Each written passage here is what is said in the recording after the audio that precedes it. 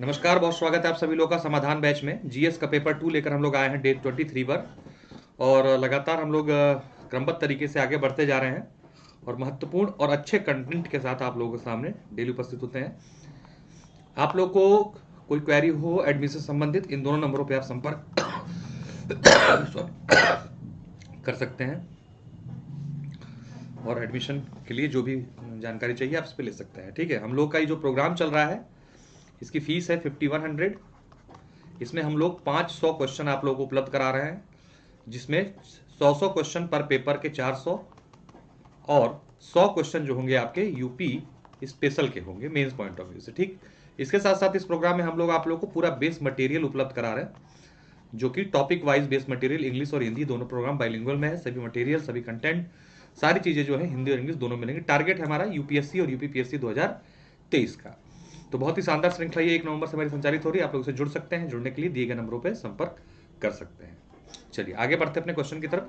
पहला क्वेश्चन है GS paper 2 को लेकर चलेंगे, जिसमें आज का भारतीय संविधान के मूलभूत संरचना के कुछ तत्वों का उल्लेख करते हुए सुप्रीम कोर्ट के निर्णयों के आलोक में मूलभूत संरचना के क्रमिक विकास का वर्णन करें। देखिए, इस बार 2022 में भी मूलभूत संरचना से जुड़ा हुआ सवाल एग्जाम में था। ठीक है, और ये हमेशा इंपॉर्टेंट बना रहता है क्योंकि सिलेबस में मेंशन भी है एग्जैक्टली ये, तो इंपॉर्टेंट है। 200 शब्दों के लिए ये क्वेश्चन है आपका, मतलब 12 नंबर वाला।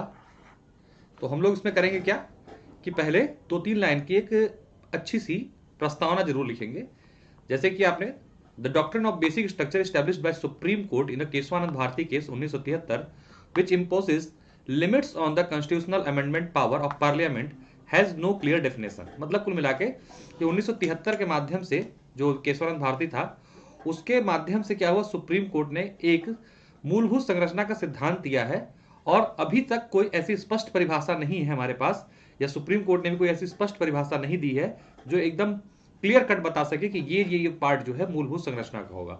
सुप्रीम कोर्ट समय समय पर अपने निर्णयों के द्वारा मूलभूत स्ट्रक्चर को डिफाइन करता रहता है और उसमें चीजों को एड ऑन करता रहता है।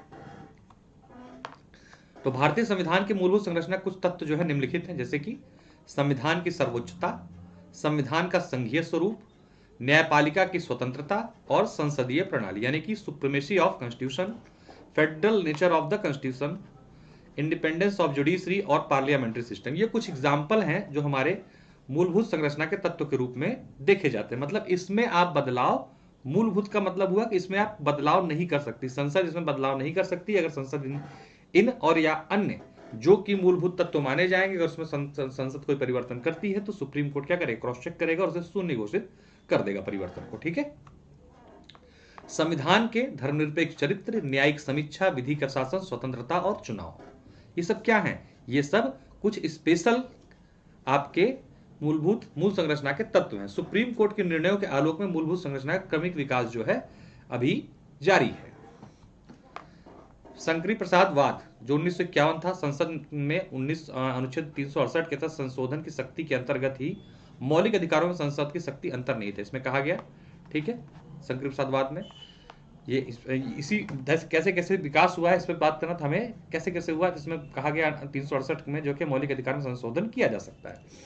फिर गोलकनाथवाद जो था 1967 का, उसमें पहले वाली स्थिति को बदल दिया गया, मौलिक अधिकारों में संसद संशोधन नहीं कर सकती कहा गया। ठीक है, फिर आता केशवानंद भारती मील का पत्थर 1973। गोलकनाथवाद में दिए गए अपने ही निर्णय को बदलते हुए सुप्रीम कोर्ट ने कहा कि मौलिक अधिकारों में संशोधन किया जा सकता है किंतु संविधान की मूलभूत संरचना में परिवर्तन नहीं किया जा सकता। और यहां से निकल के आता है ये शब्द संविधान की मूलभूत संरचना, और इसे अभी भी स्पष्ट डिफिनेशन नहीं मिल पाई है। फिर 1980 में मिनर्वा मिल में अनुच्छेद 368 के तहत प्रदान की गई संविधान संशोधन को संसद की शक्ति सीमित कर दी गई। संविधान संशोधन को संसद की शक्ति फिर से सीमित कर दी गई कि आप 368 में हर चीज, 368 के माध्यम से सब चीजों में आप संशोधन नहीं कर सकते। ठीक है, ये मिनर्वा मिल 1980 में हुआ। और इसके साथ साथ न्यायिक समीक्षा भी मूलभूत ढांचे का भाग है, जो कि सुप्रीम कोर्ट का एक अनन्य अधिकार था न्यायिक समीक्षा, उसे भी कहा सुप्रीम कोर्ट ने कहा कि ये भी मूलभूत ढांचे का पार्ट है और आप इसे ऐसा नहीं कि इन फ्यूचर इसे ही समाप्त कर दो, इसलिए इसे भी आप समाप्त नहीं कर सकते। यानी न्यायिक समीक्षा भी अब क्या हो चुकी है, बेसिक स्ट्रक्चर का पार्ट है और इसे समाप्त नहीं किया जा सकता। ठीक है, ये कब इसका केस कब जुड़ा? ये 1980 में। फिर वामन राव वाद 1981, सुप्रीम कोर्ट ने कहा कि मूलभूत संरचना का सिद्धांत 24 अप्रैल 1973 के बाद के सभी संवैधानिक संशोधनों पर लागू होगा, यानी कि एक कट ऑफ डेट दे दी। ये क्वेश्चन प्रीलिम्स में पूछा जा सकता है कि जो 24 अप्रैल 1973 की कट ऑफ डेट यानी केशवानंद भारती का जो कट ऑफ डेट दी गई थी कि इसके बाद के जो संवैधानिक संशोधन होंगे उसमें मूलभूत संरचना का सिद्धांत लागू होगा, ये किस केस से संबंधित है या कब सुप्रीम कोर्ट ने कहा? तो 1981 में वामन राव वाद में जो है इसके बारे में कहा गया। अतः इस प्रकार से मूलभूत संरचना के तत्व, मूलभूत संरचना का विकास स्पष्ट होता है और यह सिद्धांत सुप्रीम कोर्ट के निर्णयों के आधार पर निरंतर विकसित हो रहा है। अभी भी इसकी सूची लगातार बढ़ती चली जा रही है। ठीक है, बहुत सारी चीजों को इसमें सुप्रीम कोर्ट सम्मिलित करता चला जा रहा है और इसीलिए इसका स्पष्ट परिभाषा नहीं है। और स्पष्ट परिभाषा इसलिए नहीं क्योंकि जब अगर स्पष्ट परिभाषा कर दी जाएगी उसी दिन इसमें कुछ एड ऑन करना जो है कठिन हो जाएगा। अगला सवाल है हमारा, राष्ट्रीय मानवाधिकार आयोग क्या है, इसकी भूमिका, कार्यप्रणाली और सीमाओं को स्पष्ट करें। देखिए तो क्वेश्चन के कितने पार्ट हो गए? क्या है, इसकी भूमिका बतानी है, कार्यप्रणाली बतानी है और इसकी सीमाएं हमें बतानी। स्पष्ट और फ्लैट सवाल है। What is the National Human Right Commission, explain its role, functioning and limitations. तो मानवाधिकार संरक्षण अधिनियम 1973 द्वारा गठित राष्ट्रीय मानवाधिकार आयोग एक क्या है? सांविधिक संस्था है। ठीक है, यानी कि स्टैच्यूटरी बॉडी है जिसका कार्य भारत में मानवाधिकारों का संरक्षण करना है। ठीक, भूमिका, सलाहकार की भूमिका है, सरकार को मानवाधिकार संबंधित मुद्दों पर सलाह देती है, अपनी वार्षिक और अथवा विशेष रिपोर्ट केंद्र सरकार और संबंधित राज्य सरकार को भेजती है, सशस्त्र बलों द्वारा मानवाधिकार उल्लंघन का केंद्र सरकार से रिपोर्ट मांग सकता है। ठीक है, ये इसकी क्या है? महत्वपूर्ण भूमिकाएं हैं। कार्यप्रणाली यानी कि कैसे कार्य करता है, सिविल न्याय जैसे अधिकार और शक्तियां इसको दी गई हैं, केंद्र व राज्य सरकार से कोई भी जानकारी अथवा रिपोर्ट मांग सकता है, आयोग के पास मानवाधिकार से उल्लंघन से संबंधित शिकायतों की जांच हेतु स्वयं का एक जांच दल होता है, पीड़ितों की क्षतिपूर्ति भुगतान से संबंधित सरकार व प्राधिकरण को सिफारिश कर सकता है, ऐसे मामलों की जांच की जा सकती है जिसे घटित हुए 1 वर्ष से कम हुआ। ठीक है, ये एक इनकी कार्यप्रणाली भी और ये सीमा भी है इनकी। ठीक है, अभी हम लोग आएंगे तो उसमें देखेंगे सीमाएं क्या क्या है। धन का अपर्याप्त होना, यानी कि इनके पास जो संसाधन है वो अपर्याप्त है। मात्र सिफारसी अधिकार है, मतलब इनकी जो सिफारिशें होती हैं बाउंडेड नहीं होती हैं, सिर्फ क्या कहते हैं रिकमेंडरी प्रकार की होती है और सरकार चाहे तो माने चाहे तो न माने। केवल उन्हीं मामलों में जांच की जा सकती है जिन्हें घटित हुए 1 वर्ष से कम समय का। उस पर लगातार विवाद बना हुआ है, इसे कहा जा रहा है कि इससे सीमा को बढ़ाई जानी चाहिए। केंद्रीय सशस्त्र बलों के बारे में एचआरसी की भूमिका सीमित है। ठीक है, यहाँ पर कुछ मामलों में जो केंद्रीय सशस्त्र बल होते हैं उसमें इनको रोका गया है, उनके द्वारा मानवाधिकार उल्लंघन है उस पर ये जांच कुछ हद तक इन पर रोक लगाई गई, ये चेक नहीं कर सकते। मानवाधिकार उल्लंघन करने वालों को दंड नहीं दे सकते, बस सिफारिश कर सकते हैं, गवर्नमेंट के ऊपर है दंड कैसे देती, कितना देती है। सरकार द्वारा अक्सर इनकी शिकायतों को खारिज कर देना या आंशिक रूप से लागू करना इनकी जो है सीमा को दर्शाता है। ठीक है, निष्कर्षतः कह सकते हैं कि प्रत्येक जाति, लिंग, नस्ल, पंथ, संस्कृति व सामाजिक स्थिति वालों को समान रूप से मानवाधिकारों की उपलब्धता सुनिश्चित कराने के लिए सरकार को मानवाधिकार आयोग की उपयुक्त सीमाओं को तोड़ते हुए और सशक्त बनाना होगा। इस दिशा में प्रयास करते हुए सरकार ने मानवाधिकार संरक्षण संशोधन अधिनियम 2019 जो है संसद में पास करा लिया है। तो आपको करना है क्योंकि इसके माध्यम से काफी इसमें बदलाव भी किए गए हैं।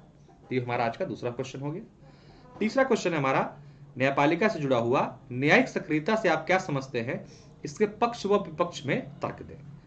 ठीक है, न्यायिक सक्रियता जुडिशियल एक्टिविज्म का तात्पर्य नागरिकों के अधिकारों के संरक्षण एवं समाज में न्याय को बढ़ावा देने के लिए न्यायपालिका द्वारा आगे बढ़कर भूमिका यानी सक्रिय भूमिका निभाना, मतलब सिर्फ खुद आगे बढ़ रही न्यायपालिका, जबकि न्यायपालिका का जो परंपरागत तरीका क्या है कार्य करने का कि जब न्यायपालिका के पास आप पहुंचेंगे तो न्यायपालिका विभिन्न तथ्यों और साक्ष्यों के आधार पर आपको न्याय प्रदान करेगी, लेकिन जब तक आप उसके पास पहुंचोगे नहीं। लेकिन अभी वर्तमान जो स्वरूप हो रहा है उसमें न्यायपालिका देखती है ऐसे मुद्दों पर, खुद सक्रिय होकर आगे बढ़ती है और वहां पर पीड़ित को न्याय देने का प्रयास करती है। इसी जो प्रक्रिया है इसी को न्यायिक सक्रियता के नाम से जाना जाता है।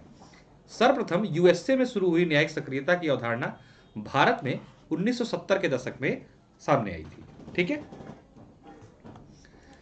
न्यायिक सक्रियता के पक्ष में तर्क है, क्यों ये सही है। ठीक है, सुशासन को बढ़ावा देती है, जैसे विनीत नारायण वर्सेस भारत संघवाद में सुप्रीम कोर्ट द्वारा सीबीआई के कार्यों में पारदर्शिता और जवाबदेहिता लेने के लिए सरकार को निर्देश दिया। ठीक है, तो उससे क्या हुआ, इसमें इस मामले को देखते हुए कहा से इसने सुप्रीम कोर्ट ने कि जो भैया ऐसा है कि इस मामले को जो है थोड़ा पारदर्शी लाया जाए। तो कहीं ना कहीं क्या कर रहा है, सुशासन की अवधारणा को बढ़ा रहा है। जिन अत्यावश्यक मुद्दों पर प्राय सरकार को संसद के समर्थन नहीं मिल पाता, उन पर निर्णय देकर समाधान करती, जैसे राष्ट्रीय विधिक सेवा प्राधिकरणवाद में सुप्रीम कोर्ट द्वारा ट्रांसजेंडरों को थर्ड जेंडर के रूप में मान्यता दे दी थी। ठीक है, जब कोई मामला फंस जाता है, सरकार अल्पमत या बहुमत या किसी अन्य कारण से उसे पास नहीं करा पाती, तो ऐसे संवेदनशील मुद्दों पर क्या करती है, सुप्रीम कोर्ट अपना निर्णय देकर उस मामले को लीगलाइज्ड कर देती है। उन मुद्दों को समाधान करती जहां पर सरकार प्राय अनिच्छुक सी रहती, जैसे प्रकाश सिंह बनाम भारत संघवाद में पुलिस आयोग व बोर्ड के गठन के निर्देश, ताकि पुलिस बिना बाह्य दबाव के कर्तव्यों का निर्वहन कर सके। इसमें आगे बढ़कर सुप्रीम कोर्ट ने कहा था कि इनकी सिफारिशों को लागू किया जाए और इनको पुलिस सुधार में इनकी जो सिफारिशों को लागू करके पुलिस बोर्ड और आयोग का गठन कर दिया जाए, ताकि जो पुलिस है वो निष्पक्ष होकर अपने कार्य को कर सके। इसी प्रकार भी हाल में आपने देखा 103वां संविधान जो ईडब्ल्यूएस वाला था मामला, वहां पर भी सुप्रीम कोर्ट ने क्या किया, आगे बढ़कर उस मामले को लीगलिटी प्रदान कर दी। मानवाधिकारों को दबाव देकर न्याय प्रणाली में लोगों को विश्वास बढ़ती है, जैसे बंधुआ शक्ति मोर्चा बनाम भारत संघवाद में शिक्षा के अधिकार को मूल अधिकार बनाना। ठीक है, तो इसके माध्यम से बंधुआ शक्ति मोर्चा ने क्या किया था, एक केस डाल के उसमें जो मूल अधिकार था यानी शिक्षा का अधिकार था, उसको मौलिक अधिकार के रूप में कन्वर्ट करवा लिया। और आज जो है आपका आर्टिकल 21A के तहत जो है आप यहाँ मेंशन कर देंगे, आर्टिकल 21A के तहत क्या है, शिक्षा क्या बन चुकी है, एक मौलिक अधिकार बन चुकी है। अगर आपको ये उपलब्ध नहीं है दिए गए स्लैब में शिक्षा, तो बच्चे या उसके माता पिता या कोई और व्यक्ति सुप्रीम कोर्ट जाके आर्टिकल 32 के तहत मुफ्त शिक्षा की डिमांड कर सकता है। विपक्ष में तर्क, जब बहुत से लोक महत्व के मामले लंबित हो तो न्यायिक सक्रियता समय की बर्बादी है। ऑलरेडी न्यायपालिका के पास बहुत ज्यादा काम पेंडिंग है, वो जो उनका मूल काम है उसे न करके इन मामलों में तो कहीं ना कहीं शामिल होना दिखाता है कि ये पब्लिसिटी स्टंट हो सकता है, या न्यायपालिका अपने आप को जो है पब्लिक डोमेन में लाना चाहती है या दिखाना चाहती है, इस तरीके की बातें उठने लगती हैं। कई जो विचारक हैं ऐसा कहते हैं। ठीक है, तो उनके पास अपने जो मूलभूत कार्य है वो भी बहुत ज्यादा पेंडिंग, करोड़ों मुकदमे पेंडिंग है, वो इनको सक्रिय होकर निपटाने चाहिए, न कि इधर ध्यान देना चाहिए, क्योंकि ये काम विधायिका का है। न्यायपालिका के पास तकनीकी विशेषता का अभाव, अतः वह आर्थिक व पर्यावरण जैसे तकनीकी मामलों से निपटने में कम असर है। देखिए, न्यायपालिका लॉ फील्ड से जुड़ी हुई चीजों को अच्छे से समझ सकती है, लेकिन आपने कई मुद्दे से देखे होंगे, पर्यावरण जैसे मामले या किसी सड़क जैसे मामलों पर आगे बढ़कर डिसीजन देती है जो न्यायपालिका हमारी। तो ऐसे में उनके पास इस चीजों का अधिक अनुभव नहीं होता है, यानी कि जो जजेस होते हैं वो लॉ फील्ड के तो एक्सपर्ट होते हैं, लेकिन इन फील्ड के एक्सपर्ट नहीं होते हैं। इसलिए कहा जाता है कि ऐसे मसलों को उन्हीं क्षेत्रों को हल करना चाहिए जहां पर इस क्षेत्र विशेष के एक्सपर्ट हो, न कि न्यायपालिका के द्वारा।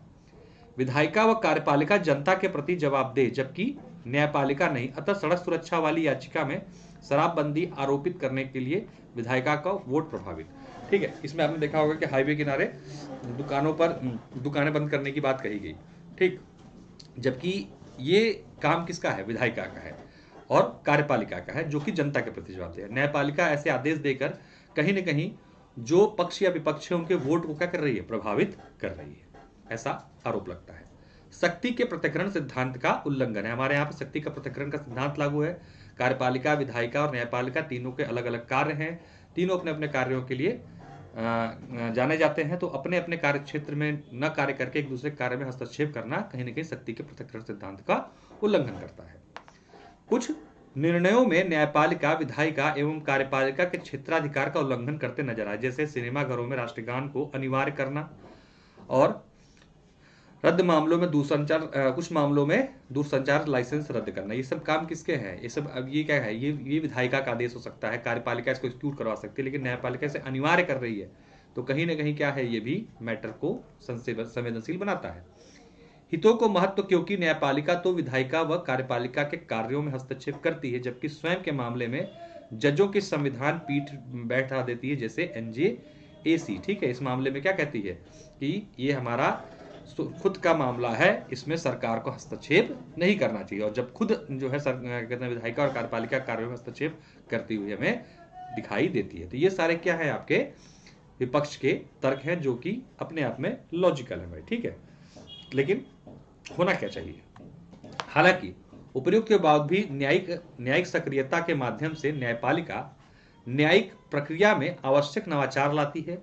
जहां कानून मौन हो जाता है वहां जज व्यक्तिगत ज्ञान का प्रयोग करके निर्णय देते हैं। फिर भी जहां तक संभव हो उन्हें प्रशासनिक आदेशों को न्यायिक आदेशों से विस्थापित करके उत्कृष्ट विधायिका की भूमिका में आने से बचना चाहिए, ताकि न्यायिक सक्रियता एवं न्यायिक संयम के मध्य संतुलन बना रहे। ठीक है, इस तरीके से आप अपने उत्तर को क्या कर सकते हैं, समाप्त कर सकते हैं, सलाह देते हुए कि न्यायपालिका को ऐसे मुद्दों में नहीं हस्तक्षेप करना चाहिए जहां पर आवश्यकता न हो, यानी कि न्यायिक संयम की आवश्यकता हो, और न्यायिक सक्रियता को उस हद तक ही लागू करे कि वो दिखे कि न्यायिक सक्रियता, ऐसा ना लगे कि न्यायिक अति सक्रियता है। ठीक है, जैसे करके अपने उत्तर को आप समाप्त कर लोगे।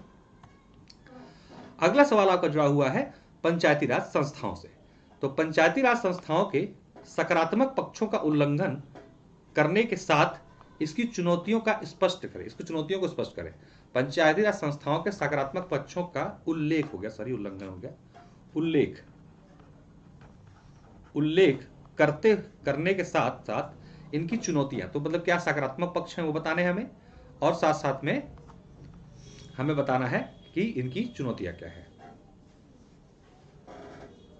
ठीक है, तो गांधी जी के ग्राम स्वराज के सपने को साकार करने के क्रम में 1992 में 73वें संविधान संशोधन, ध्यान दीजिएगा जब भी आप क्वेश्चन देखो तो मैं बता चुका हूं कई बार आप लोगों को, क्वेश्चन को तोड़िए। इस क्वेश्चन में क्या है, दो पार्ट है, एक में हमें सकारात्मक पक्ष बताना है और एक में हमें इनकी चुनौतियों के बारे में बताना है, यानी कि 6 नंबर में क्वेश्चन बटा हुआ है आपका, 12 नंबर का क्वेश्चन है तो ये। ठीक है, 73वें संविधान संशोधन द्वारा पंचायती राज संस्थाओं को क्या दिया गया, संवैधानिक दर्जा दिया गया। पंचायती राज का अर्थ ग्रामीण स्थानीय स्वशासन पद्धति से है। ठीक है, पंचायती राज का अर्थ क्या है, ग्रामीण स्थानीय स्वशासन पद्धति से। ठीक, हमने प्रस्तावना को छोटे से 2-3 लाइन में बता दिया। सकारात्मक पक्ष क्या है, प्रतिनिधियों का चुनाव प्रत्यक्ष रूप से कराना अनिवार्य कर दिया गया। ठीक है, जितने भी जनप्रतिनिधि हैं इनका प्रत्यक्ष चुनाव होगा। ठीक, प्रधान हो या फिर सदस्य हो। अध्यक्ष और सदस्य पदों के लिए महिलाओं हेतु कुल 1/3 सीटों का आरक्षण किया गया, यानी 33% सीटें महिलाओं के लिए आरक्षित की गई। 29 विषयों का हस्तांतरण, अतः ग्रामीण विकास को बढ़ावा। 29 जो सूची है उसमें 29 विषय ऐसे दिए गए हैं जिस पर काम जो है आपकी ग्राम पंचायतें करेंगी। ग्रामीण विकास में SC ST OBC की बढ़ती भूमिका।